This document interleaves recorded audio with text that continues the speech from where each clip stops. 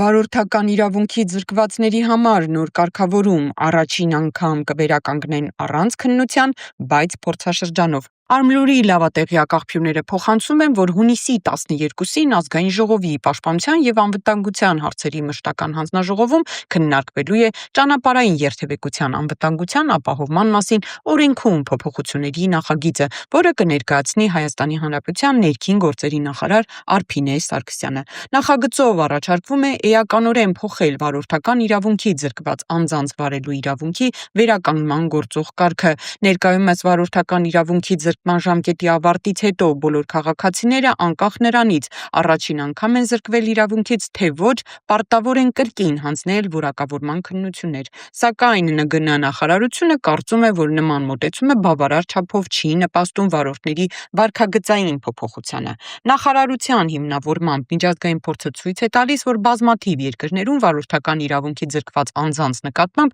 կիրառվում են այլ մեխանիզմներ՝ լրացուցիչ դասընթացներ, վերապատրաստումներ, ալկոհոլի վերահսկման սարքերի տեղադրում, սահմանափակ փորձաշրջաններ եւ այլ միջոցներ, որոնք ավելի արդյունավետ են վարորդի պատասխանատվության բարձրացման տեսանկյունից։ Այս համատեքստում առաջարկվում է ներդնել նոր համակարգ, որի համաձայն վարորդական իրավունքից առաջին անգամ զրկված անձը կկարողանա այն վերականգնել առանց քննություն հանձնելու, եթե զրկման ժամկետի ավարտից հետո 1 տարվա ընթացքում դիմի համապատասխան մարմին։ Սակայն նման կարգավորումը կլինի որոշակի պայմաններով, մասնավորապես վարորդական իրավունքը 1 անգամ կվերականգնվի առանց քննության, քաղաքացին կվճարի 50,000 դրամ պետական տուրք, նրա համար կսահմանվի 1 տարվա փորձաշրջան, գործող 13 տուգանային միավորի փոխարեն նրան կտրամադրվի ընդամենը 6 միավոր։ Եթե փորձաշրջանի ընթացքում վարորդը սպառի իրեն հատկացված 6 տուգանային միավորը, ապա կրկին կզրկվի տրանսպորտային միջոց վարելու իրավունքից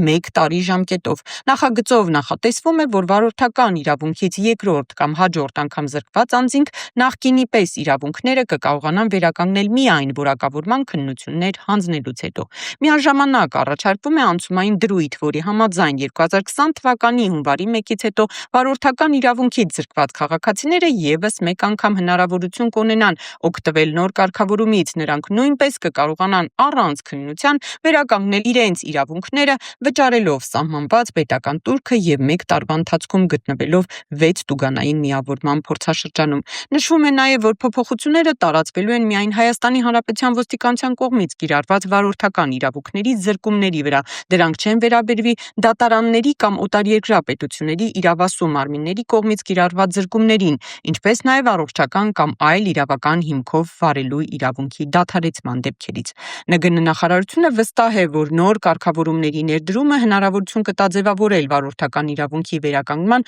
ավելի ճկուն եւ նպատակային համակարգ, կենտրոնանալով ոչ թե միայն պատժի, այլ վարորդների վարքագծի փոփոխության եւ վերահսկող վերաինտեգրման վրա։ Հիշեցնենք, որ նախընտրական քարոզարշավի ժամանակ Հայաստանի Հանրապետության վարչապետ Նիկոլ Փաշինյանը եւս վարորդներին հետ զրույցում խոստացել էր հարցը շատ արագ լուծել։